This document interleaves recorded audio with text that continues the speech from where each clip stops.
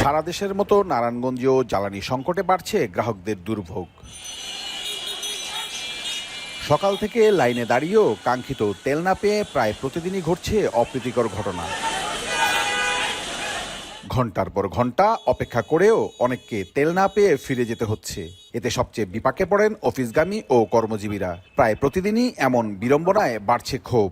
গাড়ি অর্ধেক পথে যামু, তেল শেষ, আমি কি করবো? ঢাকায় কি গাড়ি নেওয়া যায়? দোকানে দোকানে মাল দিতে হয়। আমি এই যে 2 ঘন্টা যাবত বসে আছি, আমার কাজের ক্ষতি হইতেছে।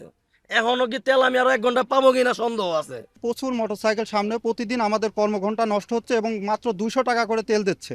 সকাল থেকে বলিস যে স্কুলে যাবো, স্কুলে এখন বাচ্চা নিতে পারতাছি না, নিয়ে যে আসতে পারতাছি না। এই যে সকাল থেকে সিরিয়াল ধরে বই রয়েছি। আপনারা বলতেছেন লিমিটেড কোয়ান্টিটি তেল দেবেন, লিমিটেড কোয়ান্টিটি দূরে কথা, পেট্রোল পাম্পই বন্ধ।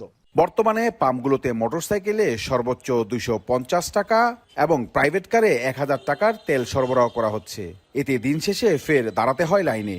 অন্যদিকে পাম্প কর্তৃপক্ষ বলছে ডিপো থেকে সরবরাহ কম হওয়ায় চাহিদা মেটানো সম্ভব হচ্ছে না। বাধ্য হয়ে দিনের বড় একটি অংশ তেল শূন্য হয়ে বন্ধ করে দিতে হয় পাম্প। আমরা তেল সরবরাহ আগের চেয়ে অনেক কম পাচ্ছি, যার কারণে কাস্টমারকেও আমরা কম করে তেল দিচ্ছি।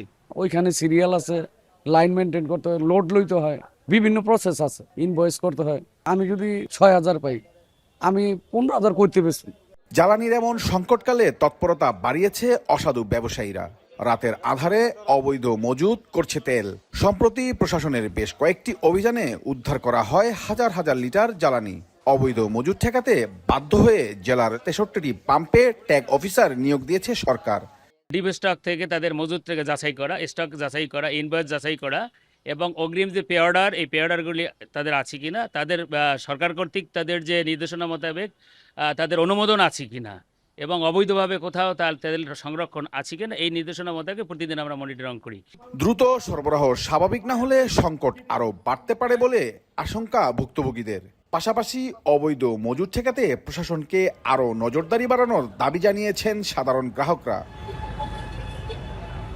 এমরান আলী সজীব, এখন নারায়ণগঞ্জ।